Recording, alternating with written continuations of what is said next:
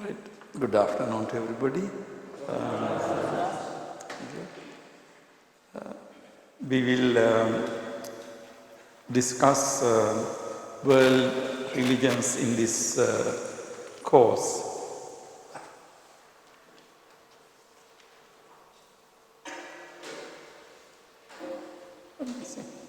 Okay.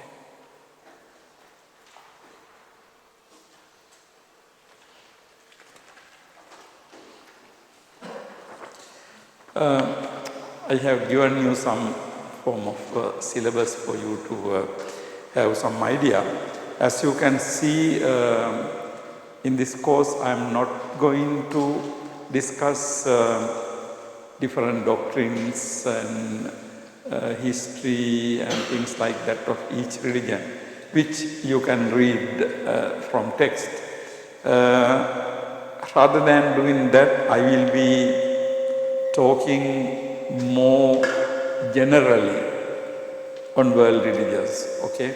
So, as you can see in the topics I'm going to discuss, they are not really long discussions on any particular religion.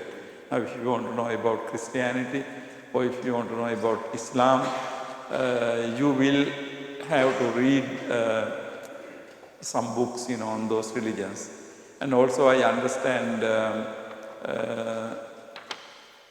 world religions are taught in this, the college in a different manner. So in this course we are not going to discuss any particular religions in detail, but we will be discussing in general. So basically we will be looking at what is religion, and then brief history and typology of religion, the ultimate goal in religion, paths to the ultimate goal, wisdom and faith, God, and then the concept of God, efforts to prove the existence of God, and then the Buddhist critique of God and liberation, things like that. And towards the end we will be discussing discipleship or savaka or sravaka in religions, and also the religious teacher, the place of teacher in religion, and finally place of women in religion. So we will be looking at these general subjects. So in that sense, this course is kind of survey of world religions, their common characteristics and differences. So this is what we are basically going to do in this course. I have given some list of text. Maybe you will have some of these texts so that you can read them. So basically, what is religion? A definition of religion. Now, in our discussion of religion, first we try to understand this term. What do we mean by religion? Now, when we see definition, how religion has been defined, we can also look at Buddhism, whether we can call Buddhism a religion in that sense, okay? So basically, when we look at the word religion, etymological meaning, the religion derives from Latin religio, which means obligation, bond, or sense of reverence. Basically, it comes from a Latin term. As you know, many English terms originate from Latin or Greek languages, also some from Hebrew and that sort of languages. So religion derives from religio, which means obligation, bond, reverence. Now you can see that the basic concept of religio has obligation or bond or reverence to any particular person or particular God. So the basic idea of religion has been always if you try to understand the concept of religion, it has been connected to the obligation or bond or reverence. Now next we will look at some definitions. of religion. According to concise Oxford Dictionary, the belief in a superhuman controlling power, especially in a personal God or gods, entitles to obedience and worship. So now, when we try to understand the English concept, the best thing for us to do is to look at the standard dictionary. So the standard dictionaries give a definition. Now this is how Oxford Concise Dictionary, which is available to most of you, defines. So the religion is a belief in a superhuman controlling power. Superhuman means going beyond the human. So divine is superhuman, surpassing the human being. So belief in a superhuman controlling power, and also superhuman, that power is controlling power. It controls the world. It controls our life. So belief in a supernatural, superhuman controlling power. In a personal God or gods, in a personal God, God as a person, like in Judeo-Christian tradition, the gods' pictures are there. Pictures in the sense people draw how they consider, they conceive the concept of God. So in a personal God or gods, it can be also gods, and that God entitles obedience and worship. He entitles obedience and worship means he should get our obedience and also the worship from human beings. So that he is a superhuman God who entitles, who should receive the obedience and paying, the respect, worship. So that's how. And then the belief in a superhuman controlling power. The beliefs are usually in our mind. So we believe, our belief. So religion is basically, you can see, defined as a belief. Belief is something in our mind. Of course, later I will show you religion is not merely a belief. But when you try to define it, the basic idea is given as a belief in a superhuman controlling God. Okay. Now, this is one definition, the dictionary definition. And then we have another one, George Galloway. Man's faith in a power beyond himself, whereby he seeks to satisfy emotional needs and gains stability of life, and which he expresses in acts of worship and service. Now, man's faith in a power beyond himself. In a power beyond himself means in a religion you always believe in some God who is more powerful than yourself. Because if God is not powerful than yourself, there is no point, right? Because God must be able to help you. So therefore, it's basically the belief in a superhuman controlling power in a personal God or gods beyond himself, whereby he seeks to satisfy emotional needs. Now, you believe in a God in order to satisfy your emotional needs. What is meant by emotional needs is like human beings need sometimes protection. Human beings sometimes need some kind of assurance when they are really scared, when they are lost. So in such situations, people feel that they need the help of a God. So that is what is meant by emotional needs. Emotional needs. And also gains stability of life. When things are not certain or sure, you need some kind of supernatural power that causes you to be stable in your life. And which he expresses in acts of worship and service. And that faith, the person who has faith expresses it, act of worship, worshipping and also service. Service means, doing many things. So here you can see man's faith in a power beyond himself, whereby he seeks to satisfy emotional needs and gain stability.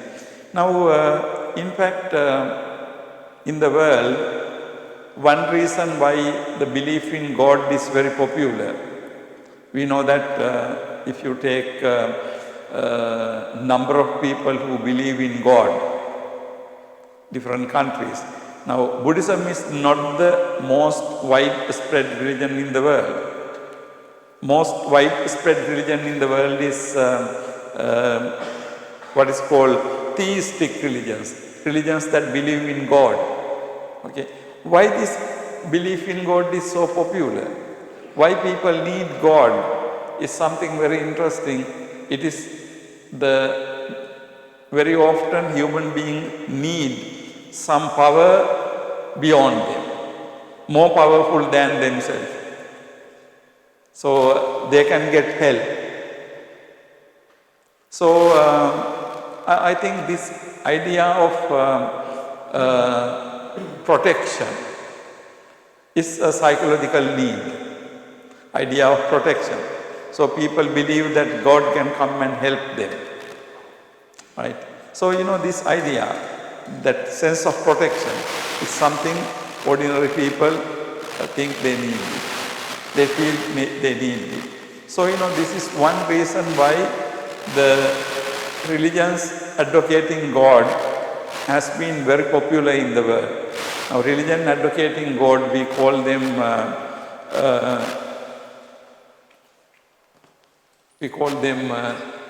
theistic religions.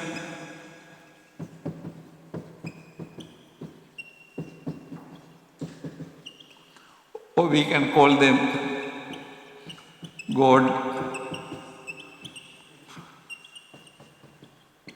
God-centered religion. So in the world, if you look at the world, these theistic religions are more popular, more widespread. And God-centered religion, same thing. Because in the center of religion is God. Now why I'm saying is, of course, those religious people, they do many things to propagate their religion all over the world. Sometimes they follow good methods, sometimes they follow questionable methods. But even without these methods, God-centered religions are popular. The reason for popularity is actually this psychological needs. Many people feel that they need a God to get protection. Tell some grievances when things go wrong, they can go to God and pray. In act of prayer, you are asking for something. So, these are some important aspects. So, in that sense, according to George Galloway, the man's faith is a power beyond himself, whereby he seeks to satisfy emotional needs and gains stability. So the emotional needs are very important. So in order for that, they believe in something. It is like this. When we are small children, you remember, when something happens, we run to our mother or father. Right? We run to our mother or father and we, just embrace them. We think that mother and father can protect us. But when we are adult, now all of us are adults, we know that sometimes we may be more powerful than our mother and father, right? So, as adults, we know that our parents are not that powerful. But small children, we think that our parents can do anything, right? We think that our father can do anything, our mother can do anything, our mother can protect us. But when we are grown-up people, we know that maybe our parents are not that powerful. Because we are today, like all of you are over 20, like adults, so we know that we are not that powerful sometimes. But very often ordinary people want to believe something like father. So if they can't believe in their own father, whole concept is that they believe in the Father in heaven. So, this whole concept is father figure, protection, are reasons why this concept is very popular in the world. In the Christianity, you know that Christianity started as a part of Judaism. Jesus was a Jew, right? He was also a rabbi. Rabbi means Jewish religious people, Jewish religious priest is called rabbi. So Jesus was a rabbi really. Okay, so it comes from Judaism. But in Jewish language, the children call their father Abba. Abba means father. Father means actually not really, this term is used by children to call their father. Okay? It's not like father, it is like daddy or something. I mean, small children call this word father. Now, in Jesus' language, Jesus called God Abba. Now you can see Jesus called God Abba means Jesus puts himself in the place of a small child. So it's like a small child calling his father. So this is the language he is using to call God. So God as Abba. Abba means father. Not really father, as daddy or something like how small children call their father. So, this concept that people need some kind of emotional stability, protection. These are human needs. So, to believe in that kind of God, providing these things has been very popular in the world. So this is why man's faith in the power beyond himself, whereby he seeks to satisfy emotional needs and gains stability of life, and which he expresses in acts of worship and service. Now, another interesting definition of religion is by the German author called Rudolf Otto. Rudolf Otto is a very well-known author in philosophy of religion studies. He wrote a book. It was originally in German language. It has been, actually German language is called Das Heilige. In the English translation is the idea of holy. His book is the idea of holy, Rudolf Otto. And in this book, originally written in German language, it has been translated into English, the idea of holy, he uses the word the mysterium tremendum and also numinous dread. What he meant by these terms is non-rational as the key characteristic of religion. Mysterium tremendum and also numinous dread. Mysterium tremendum means the God, the essence of religion is mystery. Mystery. Mystery means something that is not very clear to you, something mystical or something beyond your knowledge. And then numinous dread. Numinous dread means you have to have a sense of fear towards that object. So something mysterious and also something treated with fear. So these are the characteristics of religion. And also he thought that it has a non-rational aspect. So according to Rudolf Otto, religion involves a mystery, and also it involves sense of fear, and also it involves something non-rational. Now, mystery and sense of fear. Mystery means something that is not clear to you. That is what is meant by mystery. It is a mystery which you don't really, you know that there is something but you don't understand what it is. That is the nature of mystery. You know that there is something but you don't understand what it is. So, your understanding is not sufficient. Your knowledge is not sufficient. You feel that you can never know it. So that is the idea of mystery. And then the other thing is, about it, you have a sense of fear. About it, you have a sense of fear. Okay? And then the third characteristic is that it is non-rational. Non-rational means rational, non-rational. Here, rational means something you cannot explain by language. Something you can explain by concept is called rational.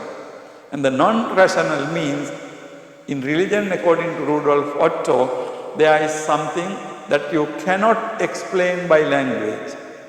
There is something that you cannot tell. You know it, you feel it, but you can't tell it. You can't put into a sentence. You can't describe it. So he thought that these three are the main characteristic of when you talk about a religion. Or religion has to involve a mystery. Religion has to involve a sense of fear, and also religion has to involve something non-rational. Non-rational means, now rational thinking, basically rational means the thinking, an idea that you can explain, describe by language. But then if something you cannot describe by language, then of course it is called non-rational, okay? Try to understand that concept, non-rational. So non-rational means something you cannot describe by language. In religions, very often we come across this idea that religion, the God, cannot be described by language. Now in the Judeo-Christian tradition, we have this concept. It's called, non-rational is called something like, one idea is God is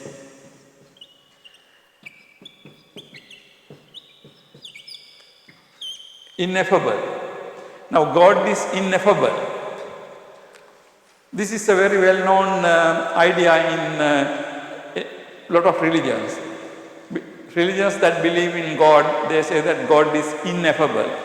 Actually, what is the meaning of ineffable? Ineffable means that God cannot be described by language. Ineffable means cannot be described by language, cannot be conceptualized, cannot describe by a concept. So God is ineffable. Now, that means that God is non-rational.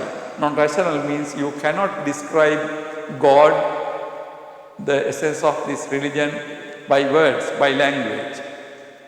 Now, in the Christian tradition, you call God is ineffable. In the same manner, in the Hindu tradition in India, they have a similar view. They believe that ultimately the Brahman, that is the essence of the religion, Brahman cannot be described by words. Brahman cannot be described by words. So in Sanskrit language, they have two concepts to denote this idea. They say that Brahman is avachya, and also Brahman is anirvachaniya. These two are Sanskrit terms, Sanskrit language terms. Avachya. Vach means word or language. Vachya means that can be described by language. Avachya means that cannot be described by language. So the Atman, Brahman, according to Hinduism, is avachya. Avachya means cannot be described by language. And also Atman, Brahman is anirvachaniya. Anirvachaniya. Nirvachana means definition. Now we looked at definition of religion. Nirvachaniya means that can be defined. Something that can be given a definition is called nirvachaniya. Anirvachaniya means something that cannot be described by language. So according to Hinduism, Atman and Brahman are avachya and anirvachaniya. Avachya, that cannot be described by language. Anirvachaniya, that cannot be defined by language. Now we started discussion by defining religion. But although the term religion may be defined, according to Judeo-Christian tradition, God is ineffable. According to Hindu religion, the Brahman, Atman and Brahman are avachya and anirvachaniya. So whenever you have personal God coming into the scene, the God is defined as ineffable, that cannot be described by language.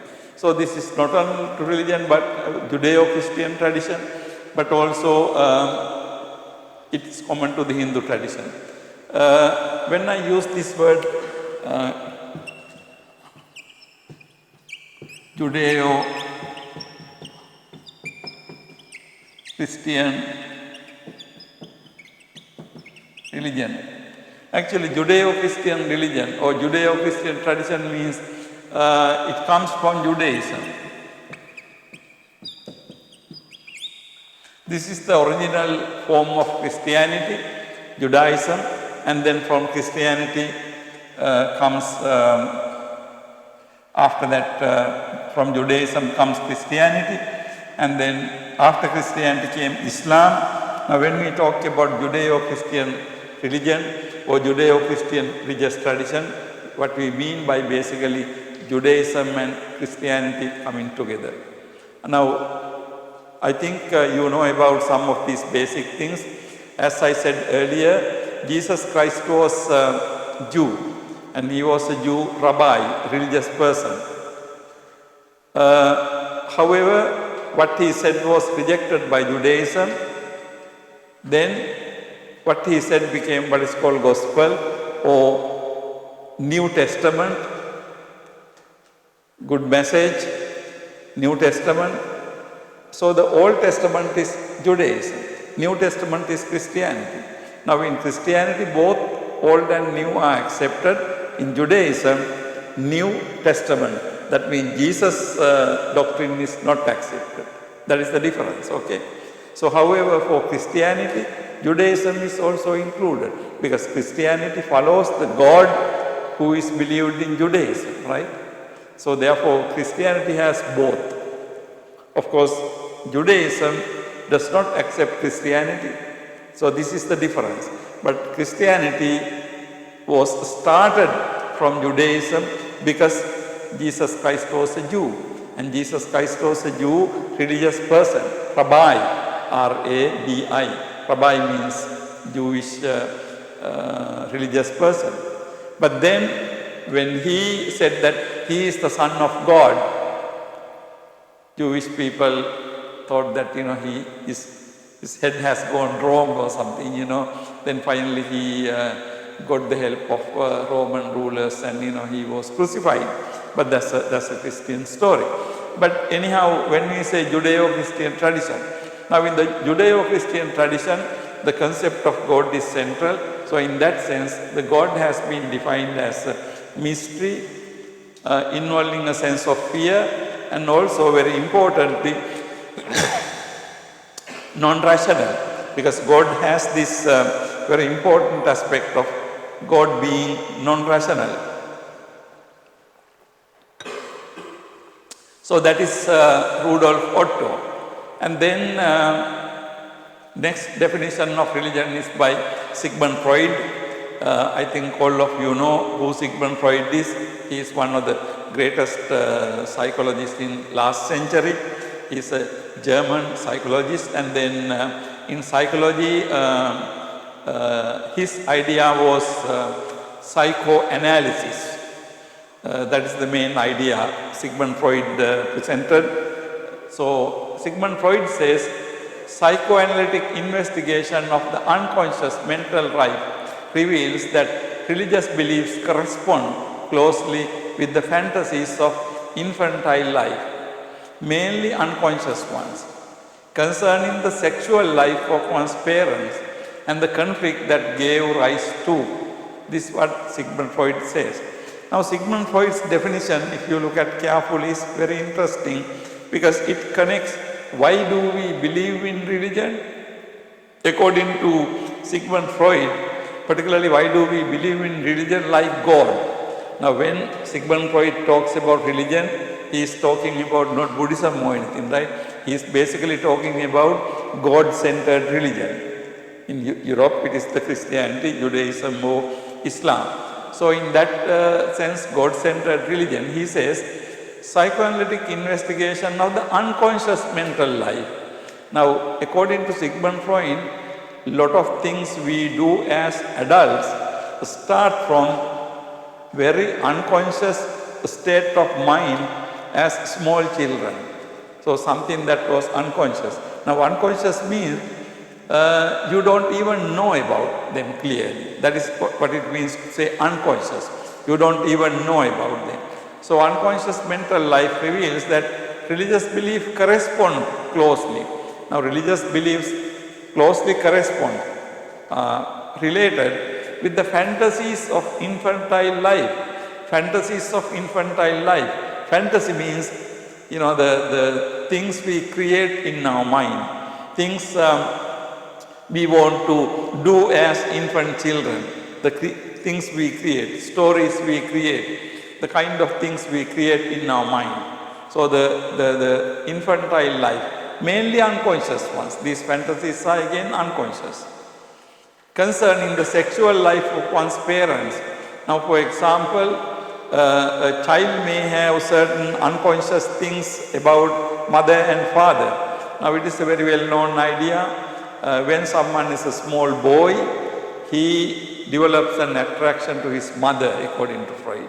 When it's a girl develops an attraction to the father. So, children have this attraction to the mother and to the father. And then what happens is, if it is a child boy, he likes his mother so much and he dislikes his father. And if the child is a girl, she likes her father very much and dislikes the mother. So, in that sense, according to Freud, there are certain conflicts in our infantile unconscious we develop. Of course, we don't, if you ask from a child will never say that. But unconsciously, even without your knowledge, certain things about your parents are developed in your mind according to Sigmund Freud. So according to Sigmund Freud, what you develop in your unconscious mind ultimately lead you to believe in a father figure or God. Remember, by religion we are talking about the God-centered religion here, okay? By religion we are talking God-centered religion. So why do people believe in God? According to Sigmund Freud, this something to do with our infantile fantasies we develop. Something we develop as the children. So in that cultural context, religious context, people start believing it. So the Sigmund Freud's analysis of religion is very interesting because he connects it to our psychology, our state of mind. So that's how it starts. However, once it is started, even though we are adults, we continue with that belief. So that is why so many people believe in. So even though it started as the infantile, like childish thing, we grow up with that belief, then we continue to have that belief in God. Okay, so that is according to Sigmund Freud. Now, finally, I have definition from Karl Marx. Now this definition is also very, very important and also very well known in the world. Now how does Karl Marx define religion? According to Karl Marx, religion is the sigh of an oppressed creature, the heart of a heartless world. Just as it is the spirit of spiritless situation, it is the opium of masses. It is the opium of masses. This last sentence is, very well known all over the world because according to Karl Marx, religion is the opium of the masses. What is the opium? Opium is something actually today we don't hear very much, but say last century, in the 19th century, say about more than 100 years ago, people in the world smoke opium in order to get intoxicated. Like today people have alcohol or people take drugs today. Now those days this kind of drugs were not there. What was there was opium. Opium is more like, I think some people chew it, like took it from the mouth. The others smoke it. So when you get addicted to it, you can't get rid of it. So the opium causes addiction. Addiction means you get addicted to something. You cannot, even though you want addiction, addiction,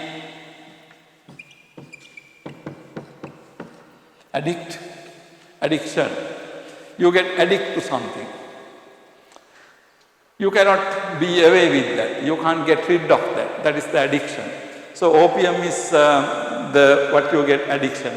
Now here you see again this definition of religion according to Karl Marx is the religion according to European situation. Karl Marx is a German. He lived in England. So he lived in towards the last part of the 19th century. So it was basically the Christian religion. In the Christian religion, it was taught that in the 18th century, 19th century, situation in Europe was very unsatisfactory. A lot of people were very poor, and only some people were very rich, others were very poor. Then what happens was Christianity taught that you are poor because of your past bad karma, things you have done bad. So if you want to be born in the heaven, you have to be good in this life. Be obedient, be good. So the whole idea was that the religion wanted to keep poor people in the same situation, but for poor people to not to voice their opposition to it. They have to accept that they are poor because of their fault. But Karl Marx thought that people are poor not because of they have done bad things in their life, but because people are poor because of the wrong social system. That was the Karl Marx view. So accordingly, Karl Marx said that religion is the sigh of the oppressed creature. Now oppressed creature means the oppressed person who is oppressed by people with money and people with power. So those people don't have any place to turn toward. They have only religion. Okay, only religion. And then heart of a heartless world. Religion is the only one religion that sympathizes with them. But of course, religion will say that you are suffering because of the God's will. You are suffering because you did not do things, the good things, that sort of thing. So, heartless world. Just as it is the spirit of spiritless situation, when your whole energy is lost, but still, religion is supposed to provide energy to you. When you think about God, when you think about religion. And then ultimately, it is the opium of masses. Because it works as the opium. It works as the addiction. People get addicted to religion. People don't have anywhere else to go. So in other words, in Europe, during that period, religion justified the existing wrong system. People are poor, people are suffering, but religion says that, okay, in order to be born in the heaven next life, you have to bear the suffering. You can't change it, you have to accept it, you have to bear it, and then by being good people who can bear it, you will be born in the heaven in the next world or something. So that was what religion said. So Karl Marx's definition of religion comes from that. Religion is the sigh of an oppressed creature, the heart of a heartless world. Just as it is the spirit of spiritless situation, it is the opium of the masses. Now, when we look at these religions, we can ask a question, is Buddhism a religion in that sense? Terms used in the discourses refer to the teachings of the Buddha, Sasana and Dhamma Vinaya. I will come to this point later, but I will move into the next one and then see. Now, okay, what we saw are some definitions of religion. Now, a religion usually includes the following.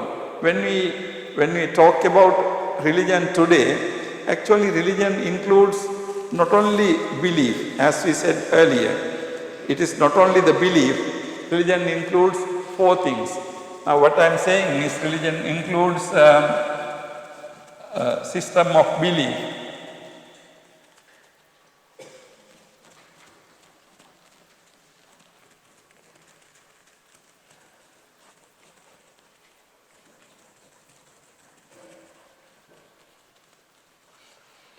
System of belief, doctrines and teachings, a set of practices, rites and rituals, an organization with hierarchical structure of clergy, sacred text and objects.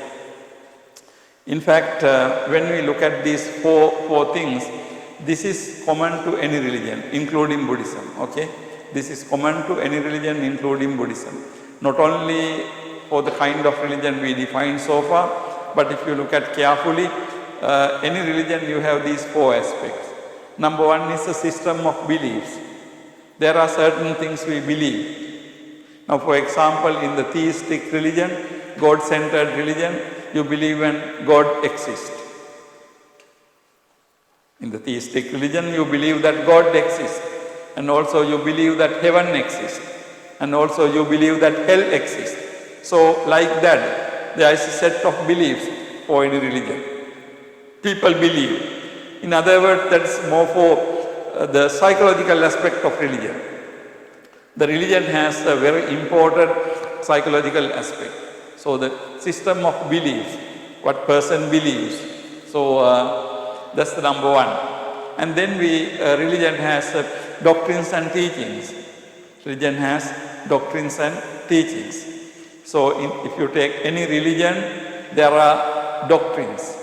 For example, in Christianity, there are certain things what is called dogma. Dogma means the beliefs that have to be accepted without any question. You begin with dogma. So in Christianity, you have dogmas. In the same manner, if you take any religion, there are different religious beliefs. For example, as Buddhists, we believe karma, rebirth, and things like that. So there are a set of beliefs, and that's the belief aspect, and then doctrines and teachings. So there are doctrines and teachings in a religion. So in any religion, there is a doctrinal aspect, explanation of heaven, hell, and other things. So the doctrinal aspect is one aspect. Now in Buddhism, if you take doctrines, we know that 4 Noble Truths, Eightfold Path, so 37 Bodhipakkhya Dhamma, Paticcasamuppada. So in that manner, in Buddhism there is a set of doctrines. Okay. Now next one is a set of practices, rites and rituals. The third one is very important. You have a set of practices, beliefs, things we do. Now in Buddhist terminology we can call it Patipatti. Pariyatti, Patipatti and Pativeda. So Patipatti means practice. Now there are things we do religiously. So the practices, things, if you look at any religion, you can see that in the religions have different practices. Buddhism also has practices. You have the practice of Vasana and then Katina. Now these are not common to other religions, right? These are only in Buddhism you find them. So these are practices. These are the things you do. And then finally there is an organization with hierarchical structure, clergy, sacred text and objects. Now the fourth aspect is the organizational aspect. When you say religion, it has an organizational aspect. If you take Christianity, you have Pope and then cardinals, bishops and then priests. And then finally you have ordinary people. Right? So there is a hierarchy gradually going up from ordinary people. Now, so in the Christianity you have highest person to be the Pope. Right? So the Pope is the highest person, and then from Pope down you have cardinals, bishops and priests. Any religion has the clergy and also the sacred texts that are considered to be the most important, sacred texts.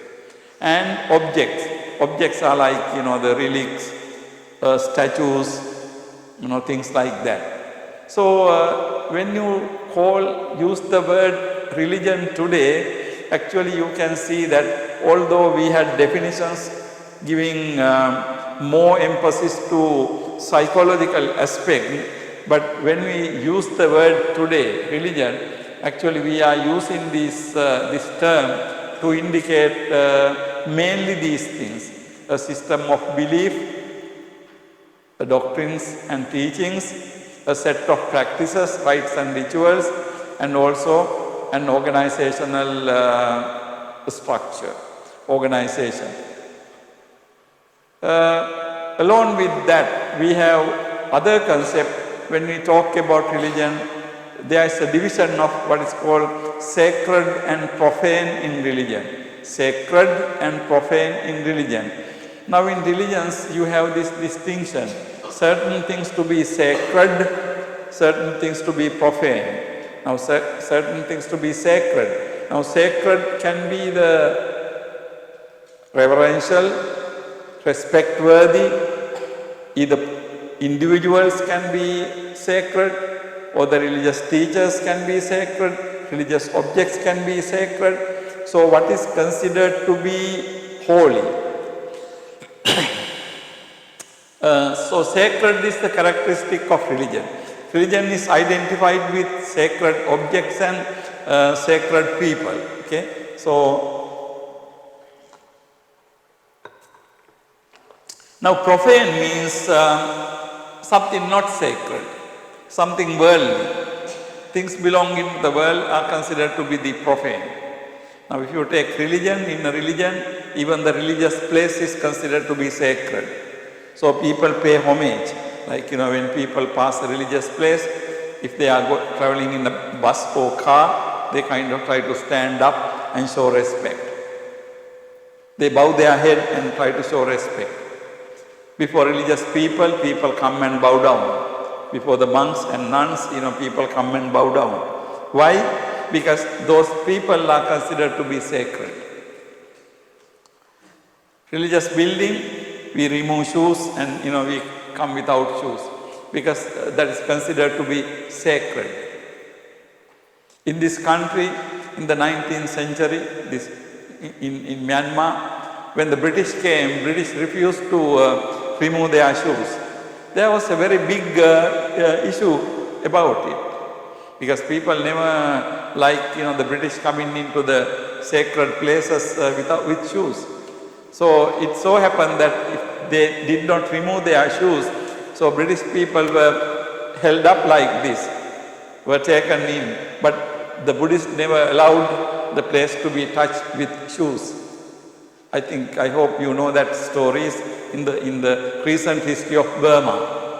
Because the sacred places are considered to be so sacred that in our culture we believe that you must not wear shoes. Okay, but it depends on different cultures. In cultures like very cold cultures, shoes are part of the dress. You are wearing shoes all the time because it is cold. But in tropical countries like Burma, Sri Lanka and all these things, shoe is not really a very much necessary thing. It could be something ornament, something like that. Anyhow, people consider that, you never go to a sacred place with your shoes. Because the place is considered to be sacred. And the people are considered to be sacred. Places are considered to be sacred. And also texts are considered to be sacred. A Dhamma book, you don't just throw it away. You respect the book. You pay homage to the book. Why? Because you consider it to be sacred. But if you are not a Buddhist, Buddhist books are not sacred to you. The Christian people, the Bible is sacred.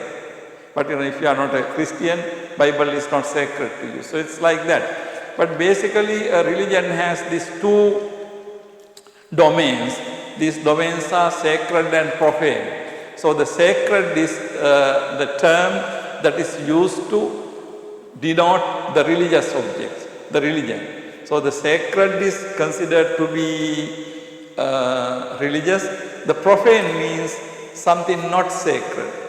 In other words, here religion, based on religion, the world is divided into two parts.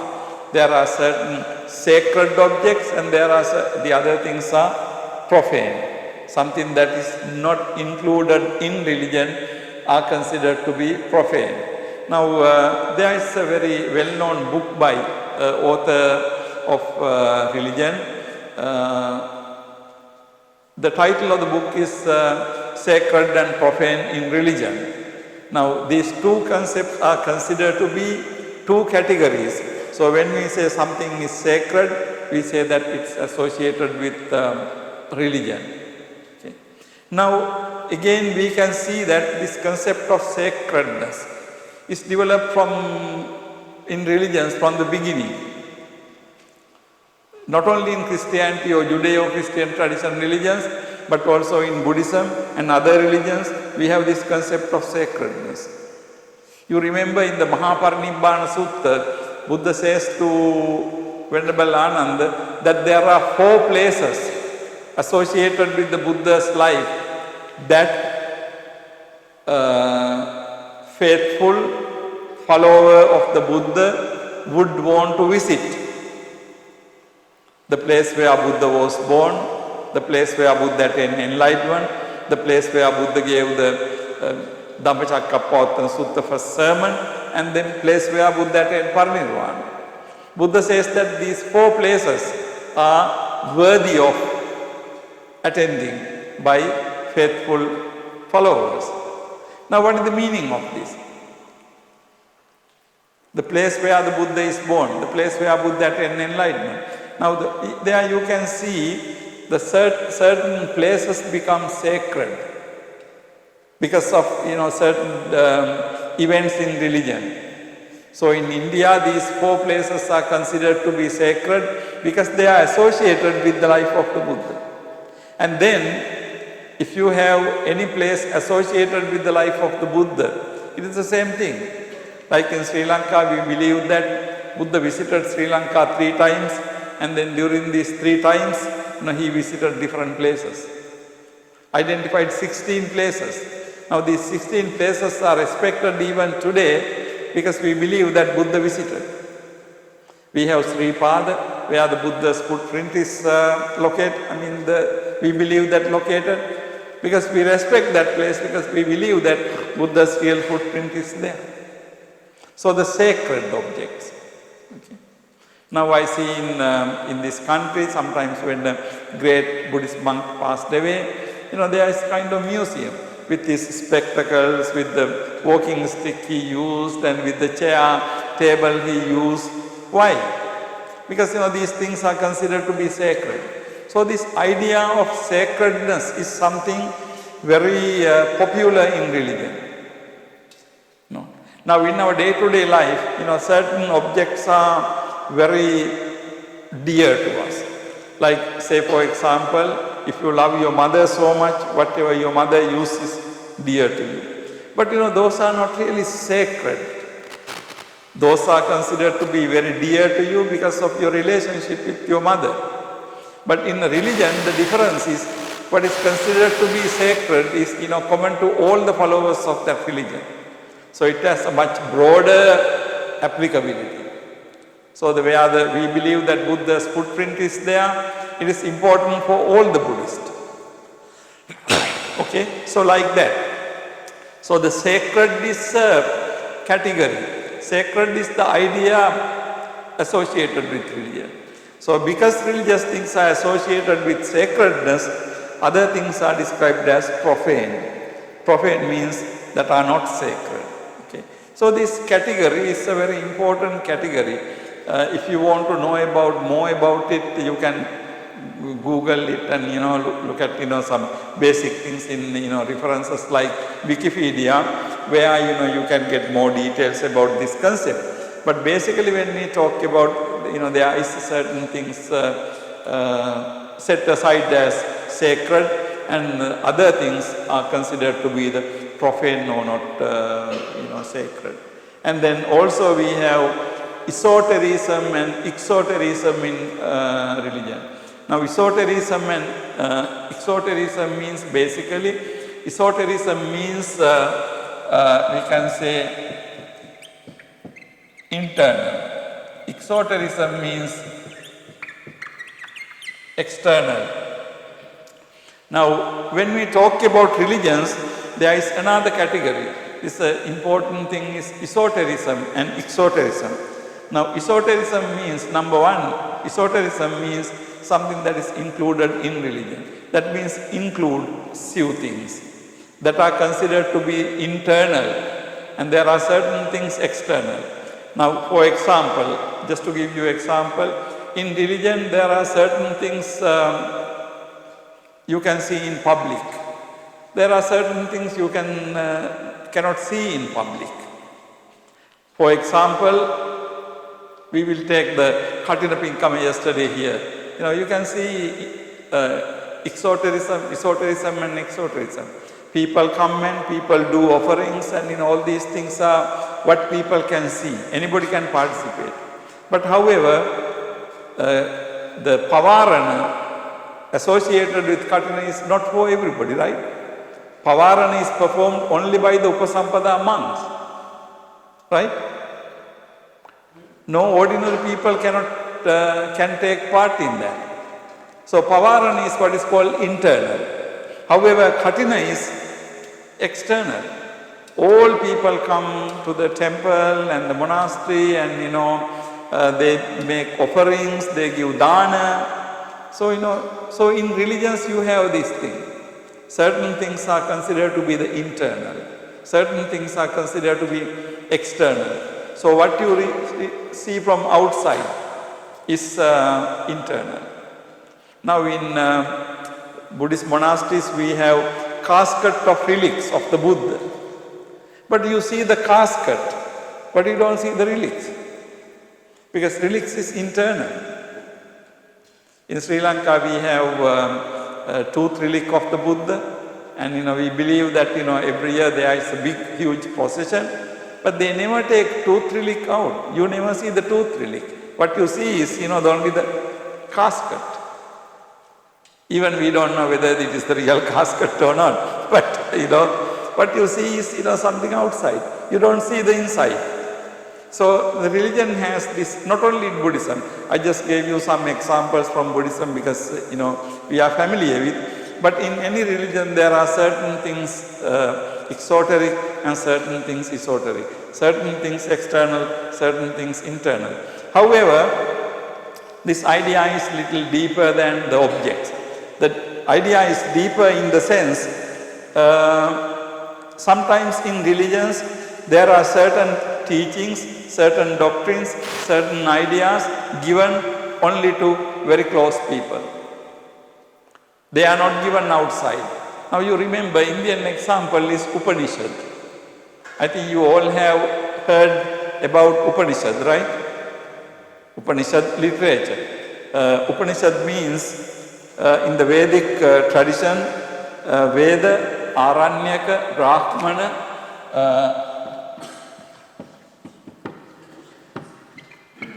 Upanishad. Upanishad. It comes from like that. Upanishad means the idea that a teacher would reveal only to his trusted pupil. He will not give that to anybody and everybody. Okay? He will give it only to the trusted pupil. So that is the idea of Upanishad. Now, Upanishad is a very good example for esotericism, internal. You are not giving it to anybody and everybody. So what is in the Upanishads were given only to the trusted, the best student. Okay? Now, Buddhism, it is very clear that Buddha did not accept this idea. Again, in the Mahaparinibbana Sutta, you must read Mahaparinibbana Sutta, you will see that Buddha says that when he was close to Parinirvana, Buddha says that I have taught the doctrine, the words he using is Anantarang Abahirang Katva. Anantarang Abahirang Katva. I did not make it esoteric, I did not make it exoteric. So these two words, Anantarang Abahirang. Na Antarang. Antara means internal, inside. Buddha says that I taught the doctrine Anantarang. I did not make it internal. Abahirang. I did not make certain things external. Which means that Buddha says that I taught the doctrine to you all without any distinction. Buddha never considered to be some disciples to be internal and some disciples to be external. So therefore Buddha did, like in the Upanishad, Buddha didn't teach certain things only to some people. Buddha taught everything to everybody, right? There is no secret teaching. In Buddhism, there is no secret teaching. However, in the Upanishad is a secret teaching. Okay? So in religions, now first I said esoteric and exoteric. I explained with the taking a very common concept like rites and rituals, things we do. However, esotericism and exotericism has a deeper meaning. Deeper meaning is the religious teachings, certain secrets. Secretive teachings you don't tell anybody and everybody. You tell these things only for a limited group of disciples, something. Buddha says that Buddha never did that. Buddha says Buddha never did that. So that is why towards the end of his life, at the Parinirvana, Buddha says to the monks, ask any questions you have. But nobody asks questions, like in this class. Okay. Then Buddha said that, okay, if you don't ask questions directly, you get a friend to ask question. If you don't want to ask it directly, you tell your friend to ask that on behalf of you. Even then, of course, there was no questions. But then Buddha said that I have taught everything without making it internal or external. So the Pali terms are Anantarang Abahirang Katva. I taught the Dhamma without making it either abhantara, internal, or without making it either external. Okay. So, but in religions, in many religions, you can have this kind of things. So, esotericism and exotericism in religion. So, these are some of the characteristics of religions we can see. Now, I will go to the next. We have types of religion, theistic and non-theistic religions, theistic and monistic, and so on and so forth. However, before going into it, let me go to the question we left behind. Now here I ask whether is Buddhism a religion? Terms used in the discourses refer to the teachings of the Buddha as Sasana and the Dhamma Vinaya. Now you know what religion is. We look at the definition. Now the one question I can raise is whether Buddhism considered to be a religion in this sense. Whether Buddhism is a religion in this sense. Can we call Buddhism a religion? How do you answer this question? What is Buddhism? Is it a religion? Actually, when we look at the definition of religion, okay, when we look at the definition of religion, even here we have mysterium tremendum, numinous dread, and before that we have belief in superhuman controlling power, especially in a personal God. And then second, we have man's faith in a power beyond himself. Now, although we use the term religion to describe Buddhism, actually if you look at carefully, you can see that according to these definitions, it is very difficult to call Buddhism a religion. Now, belief in a superhuman controlling power, especially a personal God. Now, do we have that characteristic in Buddhism? Do we have the belief in the personal God? Do we have or do we not have? We don't have belief in the personal God. Of course, we do believe that there are gods exist in the world, right? Devas exist and the Brahmas exist, so we do believe that there are gods. But Buddhists don't believe in a superhuman creator God, okay? So in that sense, you can see that Buddhism cannot be called religion in the sense it does not involve a belief in a superhuman controlling power, especially in a personal God. And then also man's faith in a power beyond himself.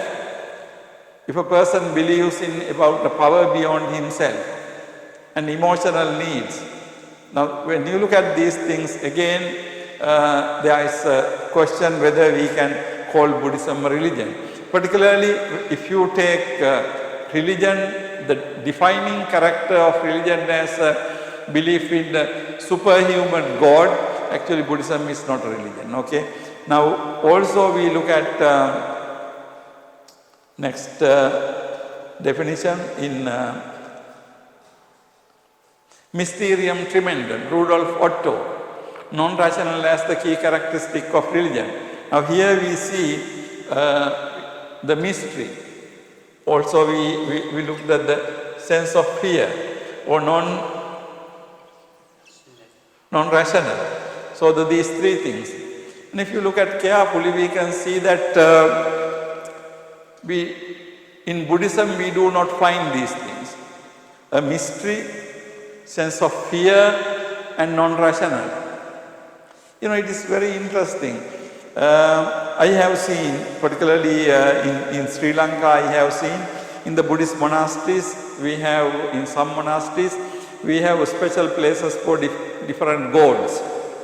Like, you know, gods Vishnu, Katragama, and you know, there are different types of gods.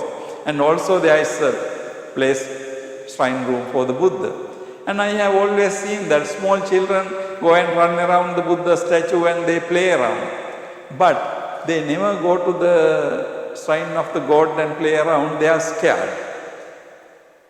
In other words, people are not scared of the Buddha, but they are scared of God. So the small children, even small children, they go and play around the Buddha statue. They play hide and seek, all kinds of things. But they don't go to the God's shrine to do that. Because you can see that in Buddhism, fear is not the basis of religion. Okay? But in God-centered religions, basically the fear of God. Fear is a very important factor. You are scared of God. You are afraid of God. Because basically God is associated with punishment. So God is the one who punishes. So if God punishes, God gets angry, God will punish you. Now in the Judeo-Christian tradition, you have this idea. God gets angry. Then when the God gets angry, God punishes his followers. But we don't have that kind of concept in Buddhism, right? We know that Buddha doesn't get angry anyway, right? Buddha's lobha, dosa, moha are gone. Buddha is not getting angry. And Buddha is not a God. And also Buddha is not punishing anybody. So, people are not scared of the Buddha. Buddha doesn't get angry. Buddha doesn't punish. But the concept of God in many religions is basically associated with the idea of, the punishing God, angry God. So the God is angry, God is punishing. So you can see looking from that point of view, actually you cannot call Buddhism a religion. So the way the religion has been defined, you cannot call Buddhism a religion. Okay. However, on the other hand, today in English language, today we use this word when we are talking about the world religions. Now when we talk about the world religions, we are talking about Judaism, Christianity, Islam from the West, and from the East we talk about Hinduism and Buddhism. So these are the 5 world religions. So we talk about Buddhism as a religion. Now although according to the definition, according to this definition, Buddhism cannot be described religion, right? And not only according to those definitions, even according to Sigmund Freud's definition or Karl Marx's definition. Now Marxism is against religion, people believe. However, Marxist criticism of religion really came from the Christianity and the Western idea of religion. Okay. So the Marxist criticism of religion is not totally, some sense, certain things are applicable to Buddhism also, but not totally. So according to these definitions, we cannot say Buddhism is a religion. Okay. However, if you look at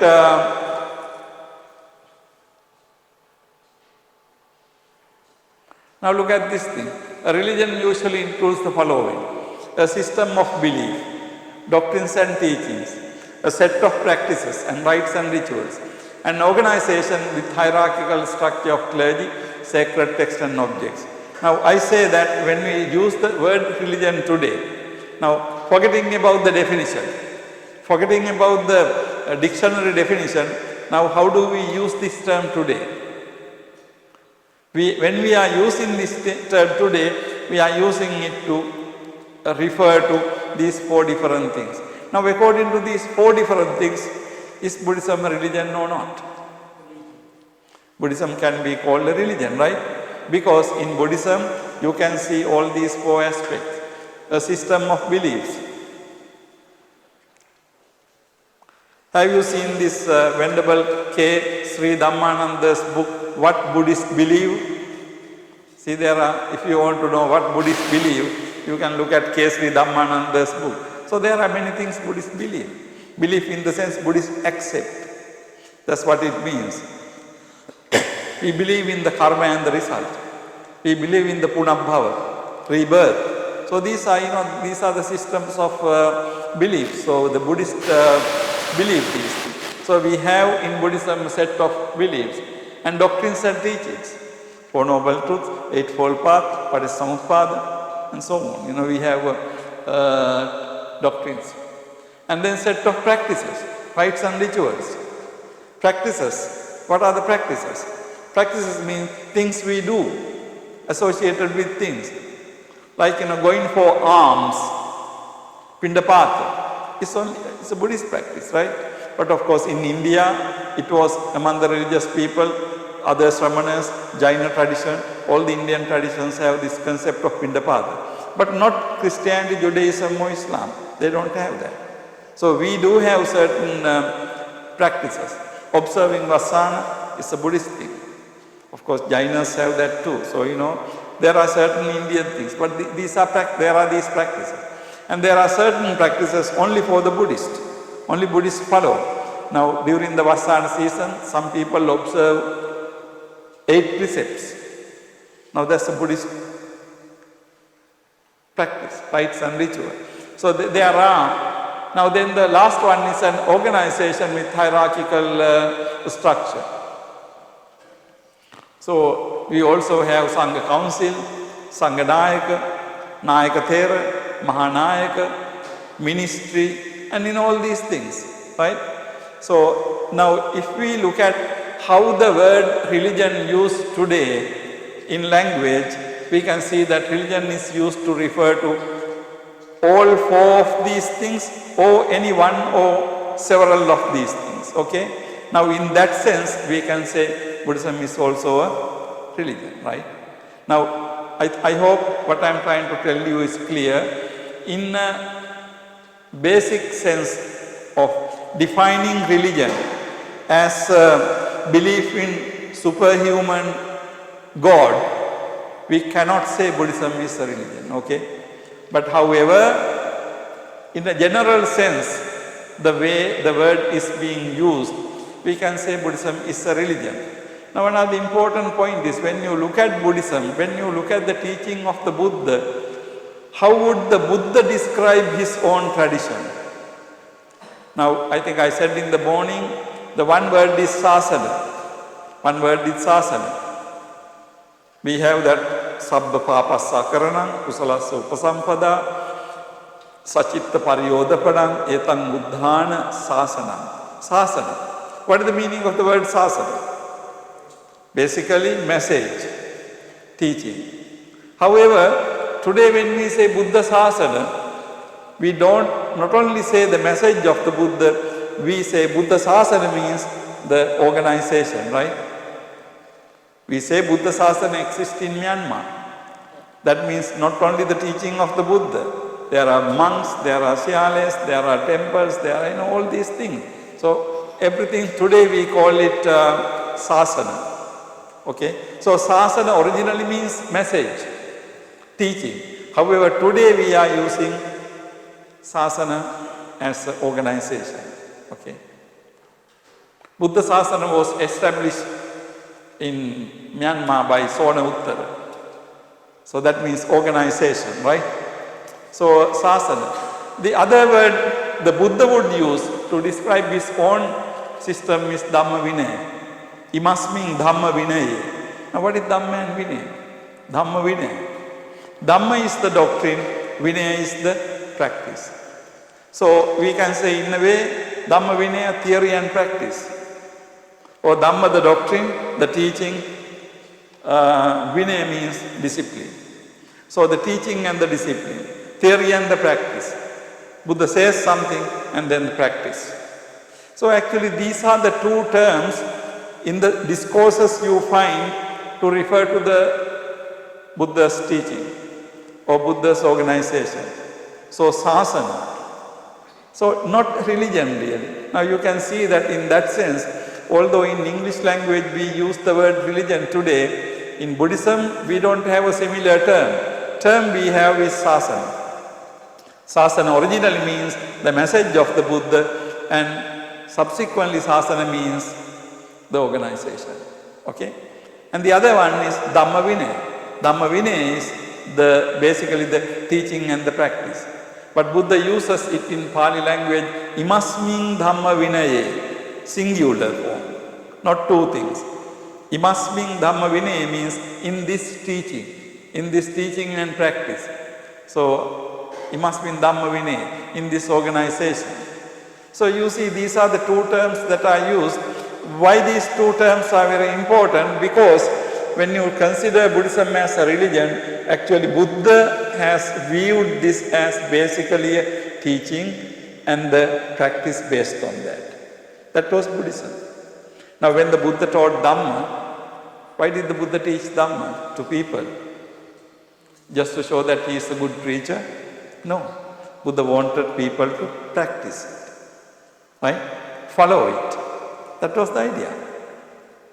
Practice and follow it. So therefore the whole idea was Dhamma Vinaya means teaching and the practice. So in that sense, these two terms are very important to understand because it gives how Buddhism would perceive itself. So Buddhism would not call, now Buddha is not a god. So Buddhism cannot be really defined in a regular sense. Okay, but in Buddhism itself, Buddha has viewed his system as a combination of teaching and the practice. Okay, I think we are coming to a conclusion of our discussion. What I try to do today is basically in this initial discussion to show you how that word religion has been defined by different people. Okay. Now we found basically that religion is defined as something centered around a personal God. Okay.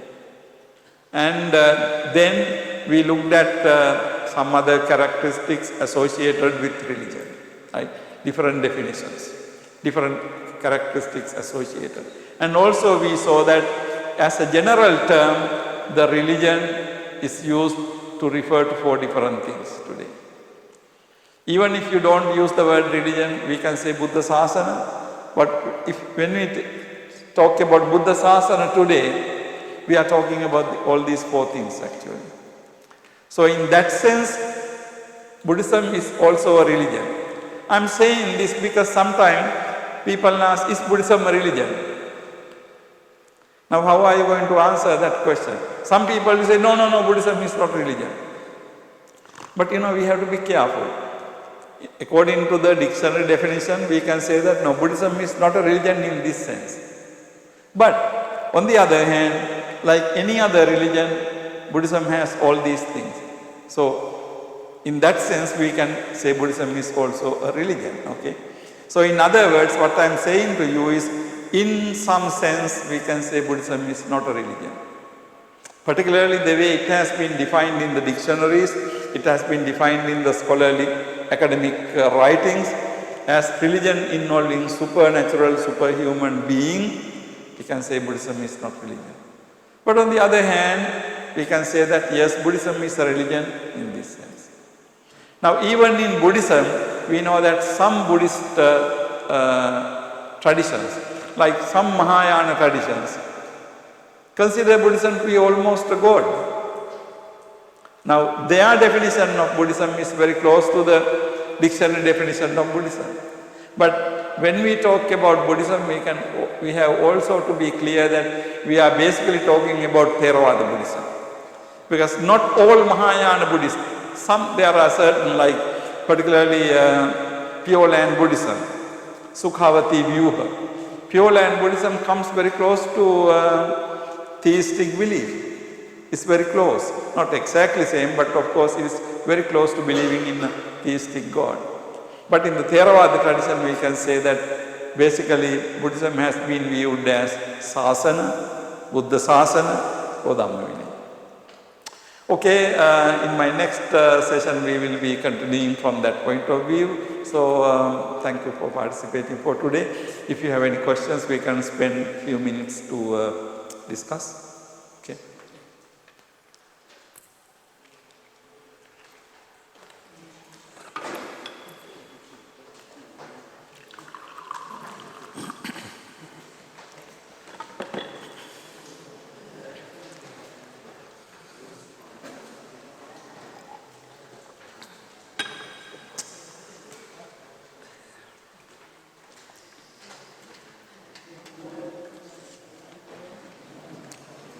Now we are not getting ready to leave. I am opening for discussion. Don't pack up things yet, okay? Any questions?